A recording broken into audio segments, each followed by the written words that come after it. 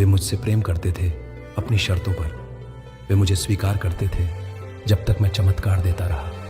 वे मेरी प्रशंसा करते थे जब तक मैं उनके रास्ते में ना आया। और आज फिर वही हो रहा है। तुम में से बहुत से लोग मेरे नाम को जानते हो पर मेरी आवाज को नहीं पहचानते। तुम चर्च जाते हो, क्रॉस पहनते हो, वचन की बातें दोहराते हो, लेकिन तुम्हारा जीवन मेरे पीछे नहीं, अपनी इच्छा के पीछे चल रहा है।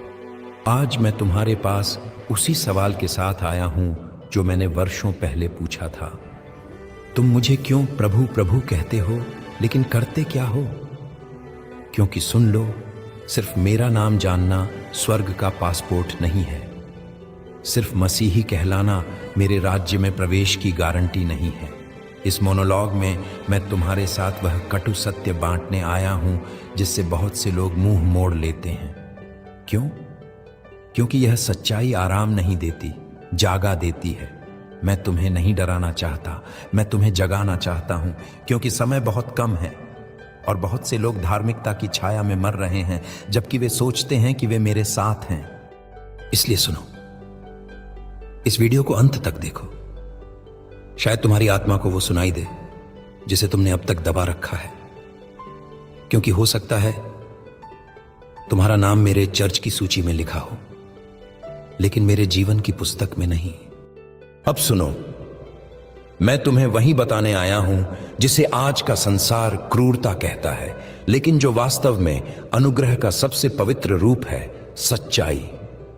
मैं जानता हूं कि तुम मेरी बातें सुनते हो, कुछ मुझसे प्रेम करते हो, कुछ मेरी प्रशंसा करते हो, कुछ मेरी तस्वीरों को सजाते हो, लेकिन जब मैं तुम्हारे दिल में झांकता हूं मुझे केवल नाम दिखाई देता है, समर्पण नहीं। तुम चर्च जाते हो, तुम गीत गाते हो, तुम प्रार्थना करते हो, लेकिन क्या तुम मुझे चाहते हो या मेरे आशीर्वाद को? क्या तुम मेरी उपस्थिति में रुकते हो या सिर्फ मांगने आते हो? क्या तुम मेरे लिए जीते हो या सिर्फ अपने पापों का धार्मिक समाधान ढूंढने? बहुत से लोग सोचते हैं कि वे मसीही हैं क्योंकि वे किसी मसीही परिवार में जन्मे, क्योंकि उन्होंने बपतिस्मा लिया, क्योंकि वे कभी कभी बाइबल पढ़ते हैं।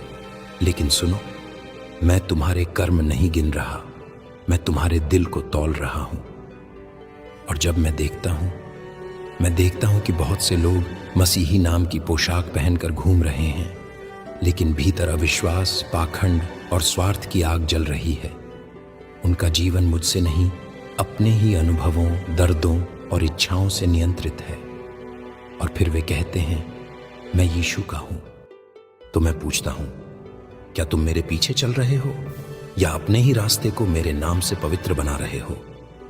देखो, मेरे पीछे चलना आसान नहीं, क्योंकि मैंने कभी भी तुम्हें आराम का जीवन नहीं दिया।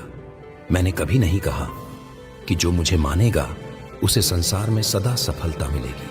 मैंने कहा कि जो मुझे मानेगा वो अपने क्रूस को उठाएगा। लेकिन अब लोगों ने एक नया यीशु बना लिया है, एक ऐसा यीशु जो सब सहन करता है, जो सब माफ करता है लेकिन कभी सुधार नहीं मांगता। एक ऐसा यीशु जो केवल आशीर्वाद देता है लेकिन जीवन के सिंहासन पर बैठने की मांग नहीं करता। सुनो, वो यीशु मैं नहीं हूं। मैं वह हूं जिसने मंदिर को साफ किया। मैं वह हूं जिसने पापिणी को क्षमा किया लेकिन उसे कहा, अब और पाप मत करना। मैं वह हूं जिसने उस भीड़ से कहा, अगर कोई अपने माता पिता, अपने जीवन और अपने सपनों से ऊपर मुझे नहीं रखता, वो मेरा अनुयायी नहीं हो सकता। अब सोचो, क्या तुमने मुझे अपने सपनों से ऊपर रखा है? क्या तुमने अपनी पहचान, अपने रिश्तों, अपने लाभ मुझे सौंप दिए हैं? या तुमने मुझे अपने एजेंडा का एक हिस्सा बना दिया है? मैं तुम्हें पहचानता हूं।